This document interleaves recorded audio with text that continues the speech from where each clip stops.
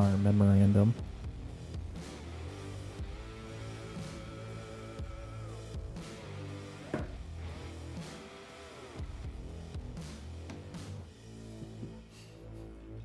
It's the thing now. I'm not going to deviate from the thing. Maybe you ought to. It's a poor taste. No, it's there's words, and I'm just like, it's because it's commonly misused. Yes, I'm not. It's because it's commonly misused, and I'm just like, Drives. It's like it's like when somebody says for all intensive purposes, or when people say that they've seen things. Yeah, they've seen it. I've seen it.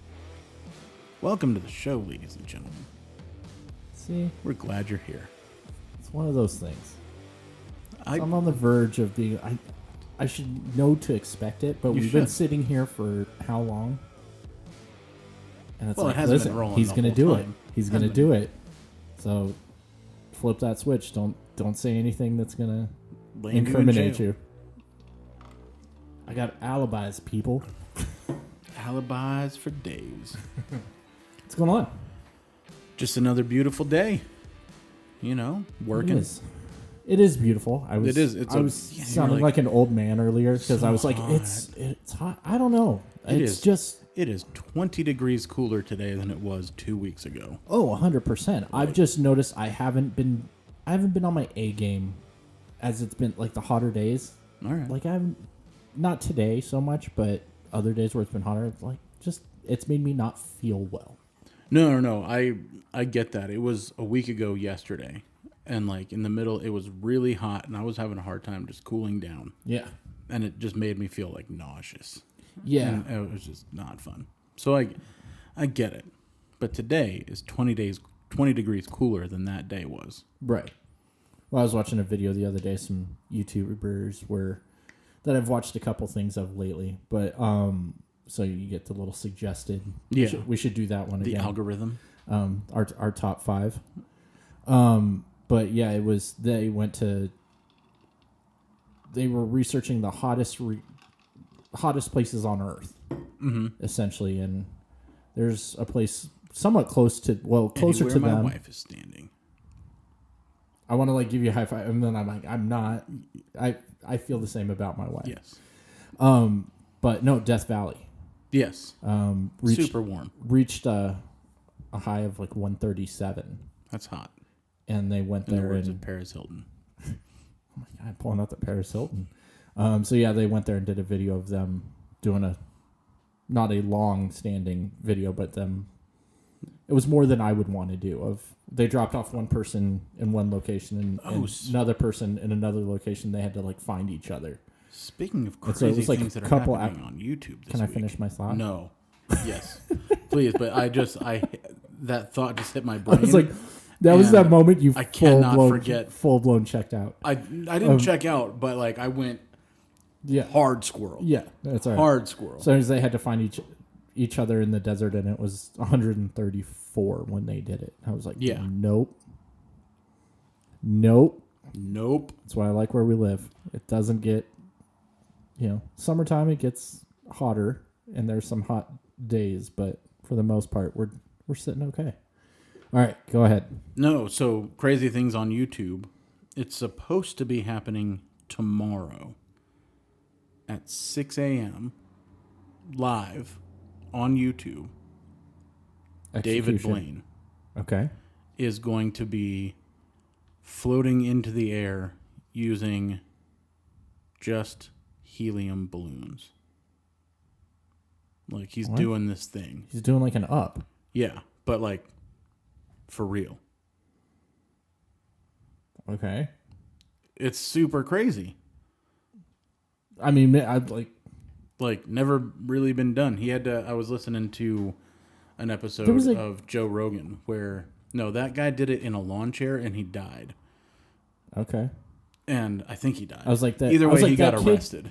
One kid did it. Got stuck in that. No, he didn't. Nope. Hoax. He hid in the closet. But listen, as soon as that thing happened, I was like, no, there's no kid in there. Balloon boy. There's no Balloon Boy. Not a real thing. Okay. So he wants to be Balloon Blaine.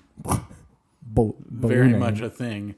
It was supposed to happen today, but obviously he's paying close attention to atmospheric conditions. I guess he's taken off from somewhere down in southern Arizona, though. Okay, so he's just... So he's built this contraption that they are going to attach many... I actually don't know if he's using helium. I think he might be using some other sort of inert gas that is lighter than air in order to take him up into the stratosphere. I'm just trying to figure out the magic trick, I guess, is where I was like... So that's the thing about David Blaine. He's not just... He's an illusionist. It's not even that. It's about... Sometimes he just does stuff to see if the human body can endure it. Right. And I think when he held his breath for like 17 minutes. Like when you were first saying it, I was like, okay, and? Magic trick. No. He's just going to see if he can do it. Is it going to get up there and explode, and then all of a sudden he's just like, I was here the whole time? Like, is he going to be like Job from Arrested Development? I was never gone. No, so he, not to intentionally divert any of our listeners' attention to another podcast, but he was on an episode of the Joe Rogan Experience a couple weeks ago. Right. And he kind of explained the whole apparatus. So I think it's once he gets above, I want to say it's like 5,000 feet. Mm-hmm. He's got a way that he is going to somehow attach himself to a parachute. And jump. No, he's going to try and ride as long as he can. I think he wants to try and get as high as anyone has ever gotten. Other than Snoop Dogg. Other than Snoop Dogg. And Willie Nelson. No, he's trying to reach an altitude not yet achieved by this method of travel. And it just looks really cool. I'm sorry that you're not excited about it. No, I am. I still have my sense of childlike wonder. Thank you very much. No, I'm with you. I'm not there. Listen, I'll tell you the same thing that I tell, my wife occasionally we'll tell each other of watching a movie or something like, hey, I think you were more of a fan of that than I was, and that's okay. I'm a huge fan of David Blaine. I'm not in general. Right. Like I think he's not only is he fun to watch, yeah, but he's a super interesting human being. And I'm not disagreeing. I think just when you're saying it, the expectation level, I was like, and then he's going to make something disappear. No. Or something. It's like, hey, he's going to... No, it's like when he trapped himself in ice for 72 hours or held his breath for 17 minutes because he wanted to see if he could. Dude, his live show, he invites random members of the audience to shove an ice pick through his arm. Okay. He's just a really, really interesting human. He is a mind freak, but he's not Chris Angel. Yeah. He is more of a mind freak than Chris Angel. What happened to Chris Angel? Probably cocaine.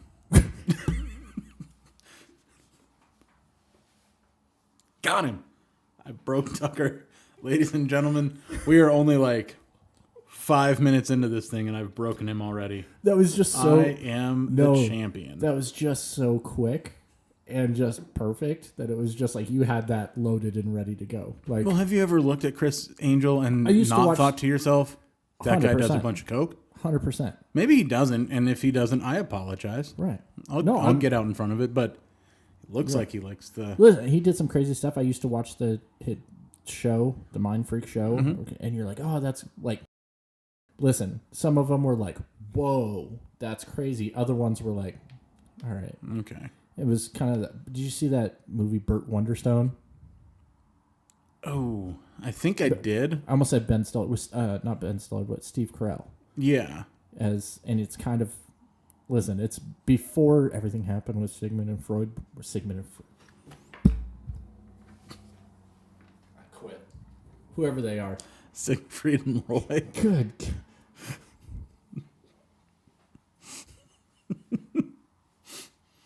Anyways, it was making fun of those guys. Yes. Before the tiger attack and other things. It's like Blades of Fury or Blades of Glory. You know how it made fun of figure dancers, figure skater dancers, ice dancers. There we go. Ice dancers? You rubbed off on me. I can't speak good words. Yeah. I don't know. It's been like the last week just been mixing up, and the Freud thing. I got caught up on some Bill and Ted over things, so I watched the first one. What about the other two? I didn't watch Bogus. I didn't get a chance to get to it. Because I'll be brutally honest, out of those two, sure, I wasn't. It's Wayne's World 2. Is it still like kind of funny and but decent, but it's not. I liked the time. There wasn't time travel. It was just they're going to hell and making friends with death and beating him in Battleship, and it's there's some funny parts to it, and kind of okay, cool, like Station. It's the two alien, but it's it's okay. I'm not. It's came knocking on my door. I wouldn't kick it. Send it away. But I'm just saying, like, out of the two, so I was like, okay, I'm gonna watch the first two and then watch the new Bill and Ted movie, and I got the first one, no problem. Love that movie.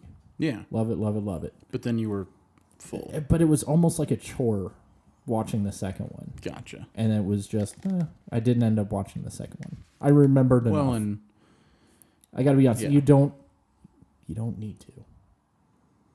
Okay, so it stands. The third one stands. Like if you know enough of the fact that they make friends with death. Yeah. That's pretty much essentially what. All right. And they do a little. First of all, the new one I enjoyed. I want you to see it. Was that one of the conversations you had with your wife where you were a bigger fan of it than she was, 100%. And that's okay? Yeah. Well, she had. I'm going to out her for a second. Okay. She has not seen Excellent Adventure or Bogus Journey. She had not seen either one of them. So I nerded out. And you still married her. Good for you. Yeah. I was like, we happened to run into each other out and about the other day. Yes. You had seen her after I was driving down the road, essentially summarizing the first movie. The first two movies. Okay. Because she was going to be watching it, I wanted her to at least have some level of understanding. You want to sound like a crazy person? Have that discussion of what Explain Bill and Ted's Excellent Adventure out of context? Completely out of context. I don't know how many times I was like, Napoleon was at Sunsplash in Phoenix. And she was like, okay. And I'm like, but it was Napoleon. Like, I said it like 3 or 4 times in a row, like it was magically going to mean something. Yeah. But I was like, because they filmed it in Phoenix. And, Yeah, I've always wondered, like, do Arizona kids have a little bit more of an attachment to those movies simply because... I think it's cool. They were filmed, or that first one, because it's got Metro Center in it. Right, but old school Metro Center when it was hopping and cool. Before it was like that shady place, before it was the dark place from Lion King. It used to be. You just don't go there. Yeah, you don't go there. It used to be the best place. So for me, as people who know me know, I've been wearing one type of shoe for 25 years. And it used to be the best place to go get Vans. Go to the Vans store. And they had then the indoor skate park and everything. Yeah, that was awesome. And then in the last few years, it's just been the best place to go get robbed. Yeah, it was like to get drugs. Yeah, or if you need to score, if Chris Angel's in town and you need to pick up some coke, make it appear. You can pick up some. You can pick up some Yayo and a Sbarro and be on your way. Well, yeah, it was like, so it's kind of, I think, a cool thing to watch that and go, hey, remember? Yeah. Listen, Metro Center in my heart died a long time ago. Sure. But I remember Metro Center in its prime. Though. Right. And that's my, It's like when you have a loved one that passes away. You try not to remember them in their last moments. Right. You remember them because more often than not, especially if they're an older grandparent. They're not who they once were. Yeah, that's not the person that you want to remember. Right. The person you want to remember is the fun grandpa or whatever, know. And that's what I don't want to remember Metro Center as a place that you certainly couldn't leave your car. Right. I want to remember Metro Center as That's the place. I mean, you could kill a day. Oh yeah, 100%. Because we lived, an hour and a half away. Like if you went to the mall, it was because this was pre-mall days in good old Prescott, Arizona. Mm-hmm. Pre-Walmart, yeah. Yeah. If you wanted to go, if you went to the mall, that was a day. Yeah. You didn't just, oh, you know what? I think I might like to stop in at JCPenney. No. This was, I remember having to do back to school shopping. Oh, yeah. And we're going an hour and a half to Metro Center, which is in North Phoenix. Yeah. So it's or like sometimes you would stop at the outlets as well. But I remember pre-outlet. Oh, okay. Like, I remember when you saw the Juvenile Detention Center. Okay. Like, you knew you were almost... Yeah, you were almost to Phoenix. Yeah. It was still a ways. I have fond memories. But that was a big part of some back-to-school shopping back in the day for us was we would hit the outlet mall and Metro Center. Yep. And you didn't go any further than that. You didn't need to. Right. So I remember it in the heydays, but you see it in Bill and Ted's Excellent Adventure when they're running around the mall. That's at Metro Center in Phoenix. Well, and for our friends who don't live in the southwestern United States for the most part, Circle K. Yes. That's prominently featured in the first movie at least. I don't remember Strange enough things about are afoot. Yeah, Strange Things Are Afoot at the Circle K. Yeah. So that's for our East Coast friends. It's not as cool as Wawa. Is that what it is on the? No. Well, Wawa is a paradise of convenience store. Oh, okay. I mean, it's practically a restaurant inside of a gas station. Yeah, I heard we're getting something similar. We'll have to talk about because I don't know if that's true. But yeah, Circle K, and that was also filmed in Phoenix. Not all of the movie was filmed in Phoenix. No, but good portions of it were filmed in Phoenix and Paradise Valley, which is in the Phoenix area. That's where they lived. Right, which was San Dimas. Yes. But yeah, like the first movie holds just like a special. Listen, is it the first movie? No, because it's also not 30 years later. But it's not supposed to be. Yeah. And it has the daughters of, which is kind of fun because the girl that plays Keanu Reeves' daughter must have killed her audition because it's her impression of Keanu Reeves. Okay. But she doesn't. It's not too much. Yeah. But there's the yeah, just whoa, that whole. Well, and it's great to see that. Again, I haven't seen anything but a couple of teasers. And I want of this one. Yeah, I do want you to see it. I'd like to watch it. Yeah. But it's nice to see that he can still do that. Yeah. To do the things that made us fall in love with Keanu Reeves in the first place. Oh, 100%. And then he's not too. Listen, he's Keanu, not too Neo and John Wick. Yeah. To go back. Listen, Saint Keanu is still that that's like, hey, I'm gonna go back and put the Ted clothes back on, right? And I'm gonna play a 50-year-old, however old they're supposed to be. I don't know. Version of that. So it's not the young them, but it's still them. Yeah, like you know how Jay and Silent Bob never grew up, really? Right. We've talked about that, which is something I really appreciated. The fact of we watched Reboot and it's still them. Yeah. Being still them. Jay and and Silent Bob being Jay and Silent Bob. You're like, come on. But to an extent, they never grew up. Right. They still are the same people. You know, I can definitively say that today, at the age of 37 years old, I am not the same human I was at, you don't like 20 the same, years old. Yeah, you don't like the same things that you did. I like some of them. Again, same. Just mentioned I still haven't changed my shoes. Right. Well, the style of shoes. Yeah. You've gotten new shoes since. I have the same pair in like more colors than I'm. No, I'm just saying that like microphone. Some of the things we're still the same people, but we've grown and changed. And, and it was those characters having grown daughters and their wives that are these princesses from the 1400s. Yes. Yeah. So it's and the pressures of life of coming up with the music that is going to save the world. and in this one save existence. Deep.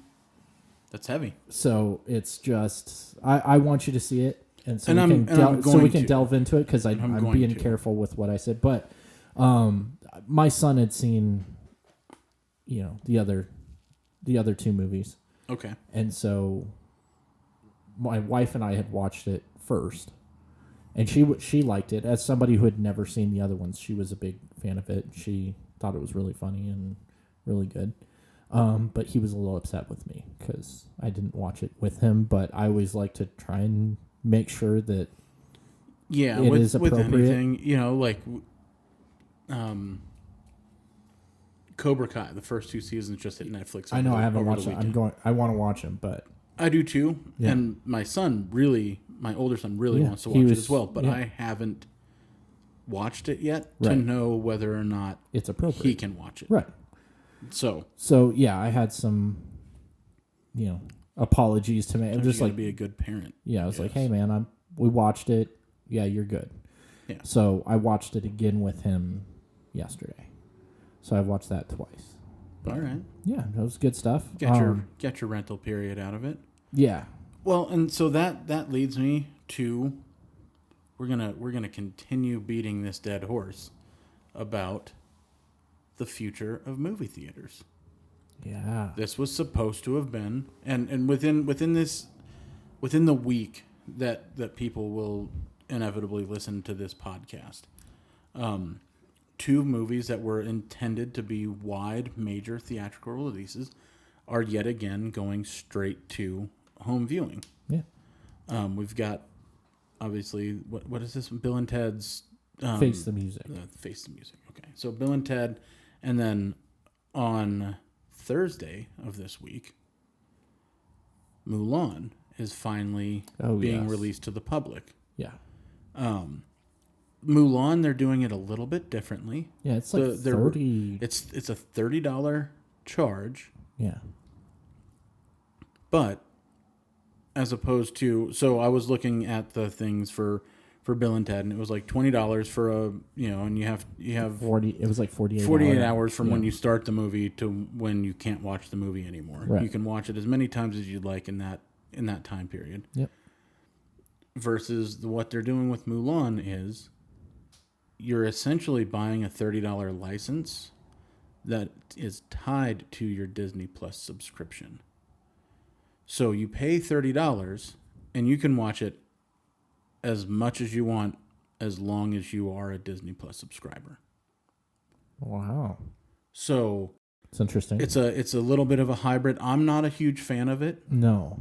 Because, listen, I fully understand that, a service like Vudu or Movies Anywhere could just straight up cease to exist tomorrow. And all of my digital copies of things would be gone. Right. If they choose to go away. Right. I can no longer use that content. Right. So I understand that. But they don't require a separate subscription. Right. That's tied to it. It's not like I have a Movies Anywhere account that's $5 a month and then I buy these movies, or I get them included if I buy a physical copy of the film. Right. It's just I have the physical copy. So even if Movies Anywhere or Vudu or iTunes just disappeared tomorrow, I would still have some sort of access to all of the movies that I own. Right. Through those services. As where with Mulan, the way it looks like, if you bought it for $30 and then canceled your Disney Plus subscription, you're out later that afternoon. Yeah. You no longer have access to that film. Right. Not in love with that model. No. Well, especially because they already gave us the streaming, the wide release streaming date for free of December 4th. Yeah. So it's not like it's that long of a wait, and I think because of that, we're going to. Yeah, I'm just gonna wait until it's free. Like, I don't want to wait. I'm not probably gonna wait 6 months to watch Bill and Ted when it's right. Well, and I explained why streaming free on Amazon Prime, because it probably will be. Yeah. But so it's. I think Disney's making a mistake by tying the purchase price Yes, to your monthly subscription. I think that's the wrong move. I understand that they spent a lot of money to make this movie, and that they need to recoup their money. Yeah. They need to make some money off of this film. I get it. I completely understand. Yep. But they're also charging $10 more than your standard rental. Right. So, like Bill and Ted, it was $20 to rent it, $25, and you own the digital copy. Right. And I get that. Yeah. That doesn't bother me. Right. But paying $30 and then you still have to pay whatever it is, $5.99 a month to have the Disney Plus subscription. I'm not a fan of that. No, I'm not a fan of that. I'm not a fan of that at all. And I'm like, just be brutally honest. I'm not dying to see this movie so much that I'm going to pay $30. I'm sure it's good. I'm sure it's going to be fantastic. Yeah. But so we've already seen that these live action Disney films are a bit of a departure from their cartoon classics that we all know and love. Right. This one is going to be even more so. From everything that I've seen and read about this. This is, I mean, at least when they did the Lion King live action that had one live action frame in it, it was, it still had the characters. All the characters were there. The music was still there. All of that. And the same with Beauty and the Beast and Aladdin and all of them that they have remade into live action thus far. And this isn't going This is not going to be that. It's almost, other than the character being the same character, it's almost going to be a completely different film.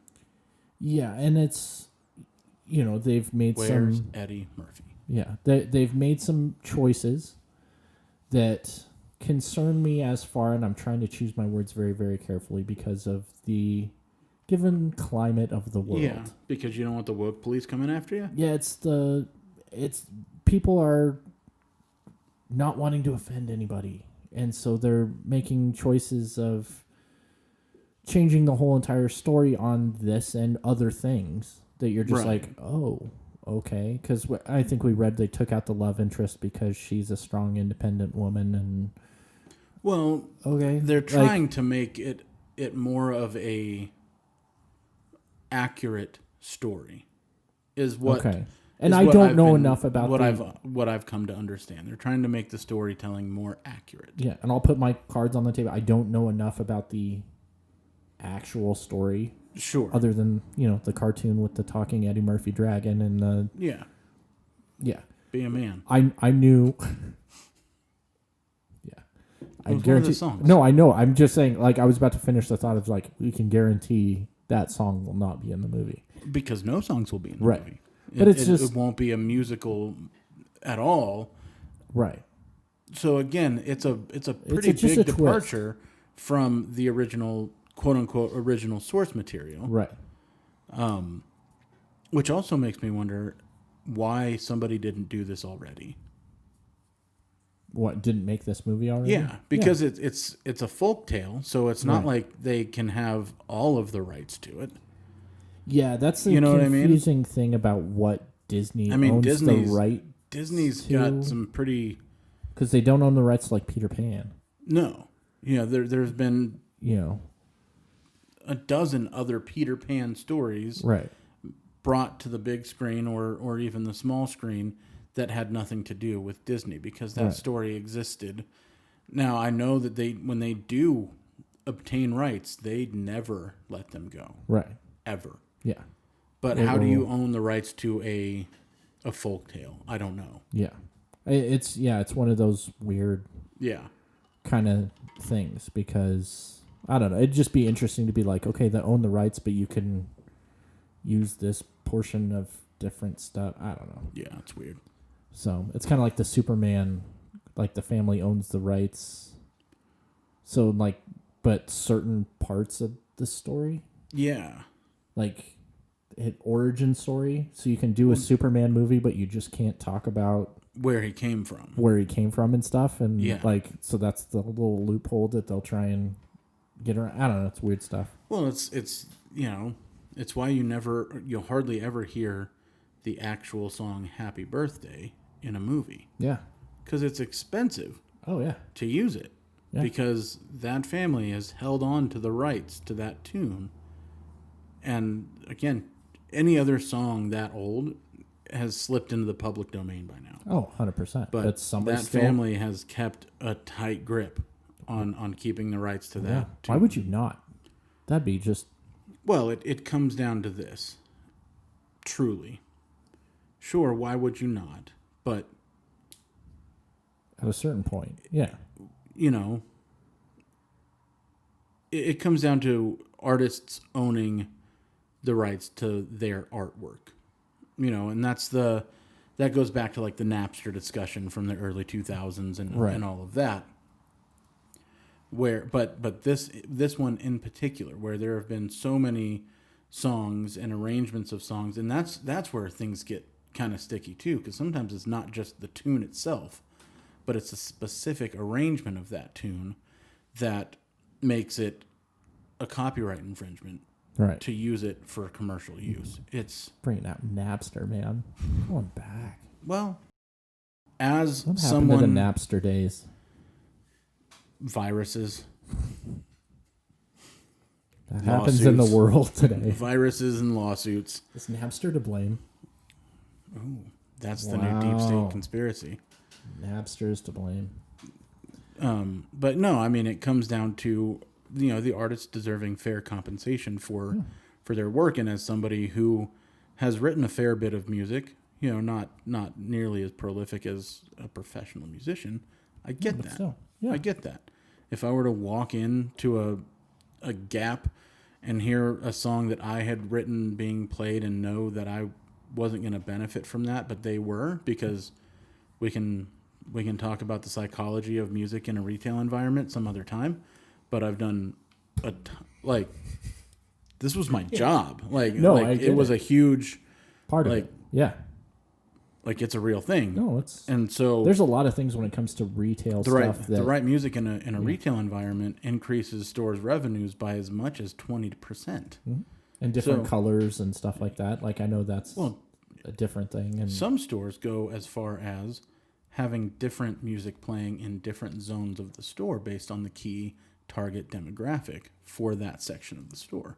Wow, that's a lot of music all to it is maintain. But it's a carefully crafted science. No. It is very fascinating. It is. I've done a ton of research onto it because That's funny because I'm fascinated by stuff like that, of different restaurants using different colors to, you know, in music to tell a story or to increase hunger, and like it's cool stuff. So, yeah. Speaking of fun things, but superheroes and all that stuff, we should. Yes. It's funny because I rewatched the Black Panther yesterday. Mm-hmm.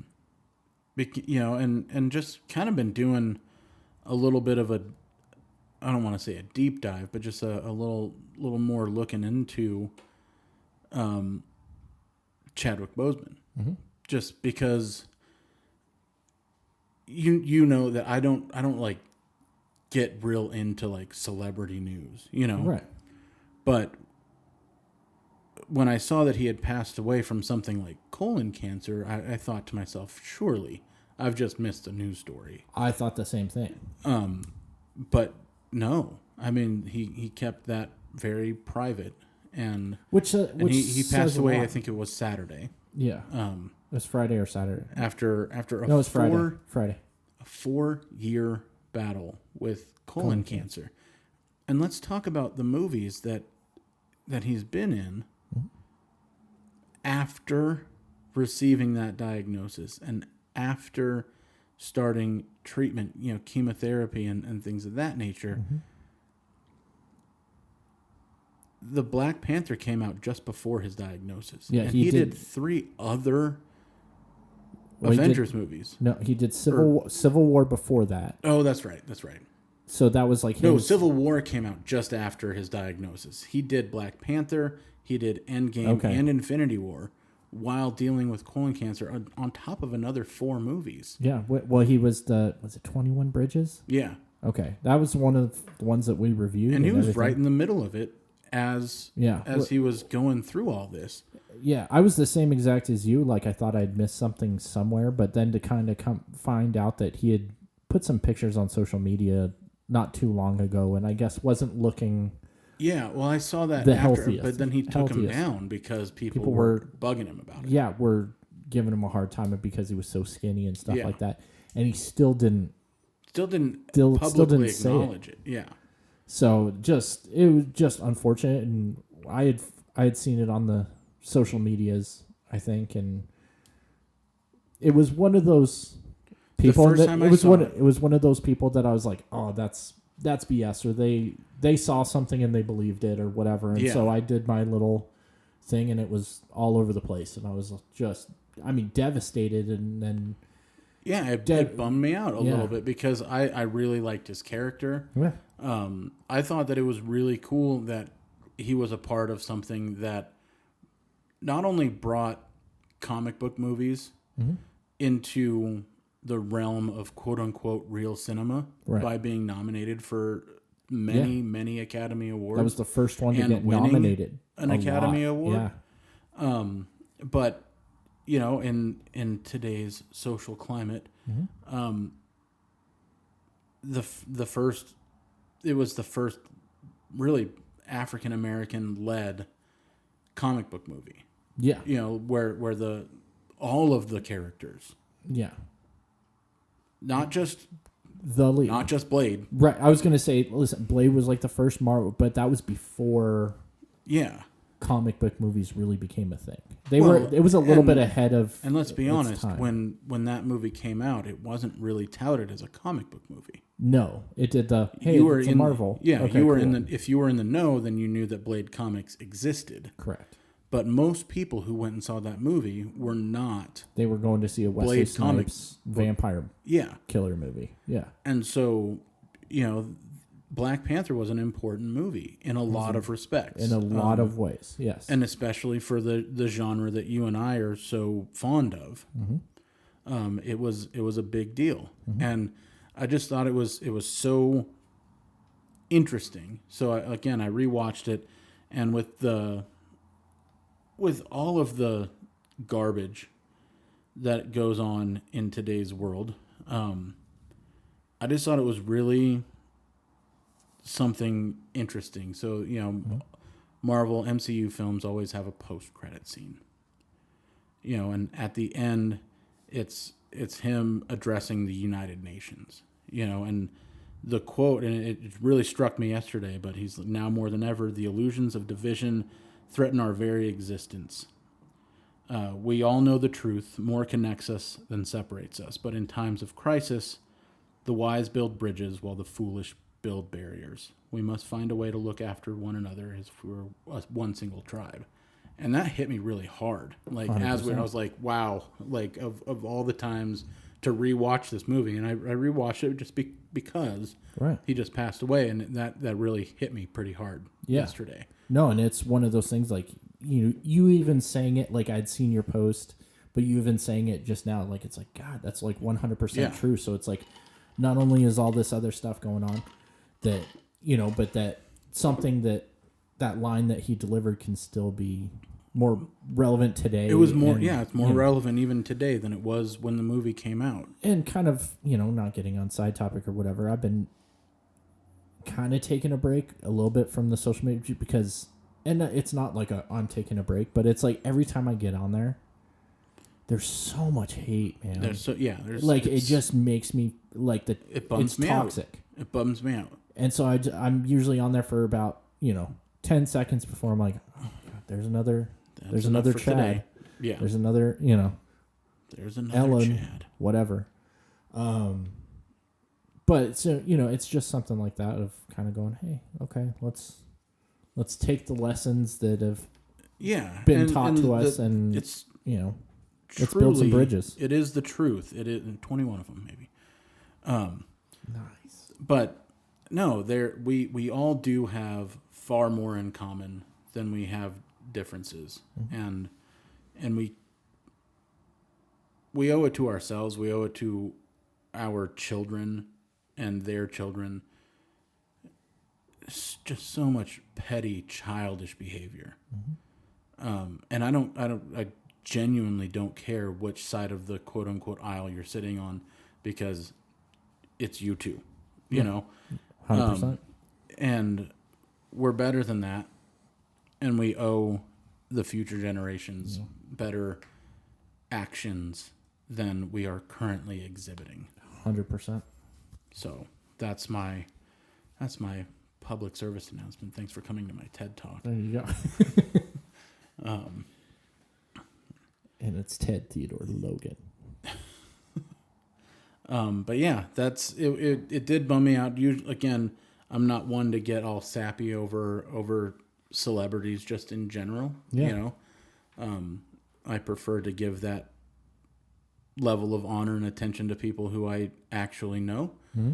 But it did bum me, and I think it's because, you know, again, he kept it so quiet, and it which was says a lot shocking. about his character of just Absolutely. like, hey, there's a lot of stuff going on in the world, and which also takes to me, and maybe, you know, I haven't delved that much into his family and whatever, but yeah, it says a lot to me that it's like, hey, I'm gonna fight this thing, you know. Absolutely. So me sitting here and talking like about it, you know, and so it just. It sucks, and it sucks for it was a shock what he was going to, because there was already slated a Black Panther 2. Yeah. So I've heard some different, you know, what they want it to still happen. Chances are his sister will take the mantle, and I hope that's the case. I think that'd be cool. I will say this categorically right now: if they recast T'Challa, I will not watch the movie. 100%. I will. Yeah, I don't. I think that movie. It is what it is. That movie will not do. If they try to just do a straight recast, yeah, I'm out. Yeah, they need to. I won't watch it. They need to rewrite the movie now. Yeah, they've got to rewrite the story. That's all there is to it. I think the sister. Again, there have been some arcs in the comics where other people have taken on the mantle, and. You know, not that I have any delusions that the folks at Marvel are actually listening, but if you are, please hear us. Yeah. Don't recast T'Challa. Yeah. Just don't do it. And the one person that they could have, they already used him in the first movie. Right. And it is what it is. Right. You got to rewrite the whole story now. Yeah. You got to rewrite it and give respect. Yeah. To that character, which they will, but I think it would be intensely disrespectful to try and recast his character versus just letting that character live on through someone else. Through somebody else. Yeah. They do it in the comic books all the time. They're doing it right now with Captain America. They do that all the time with Captain America, and it pisses me off. Well, but it's been part of the comic story arcs for decades now, so it's not like it's an unheard of thing where there's like, wait, you're gonna make somebody else the Black Panther? Right.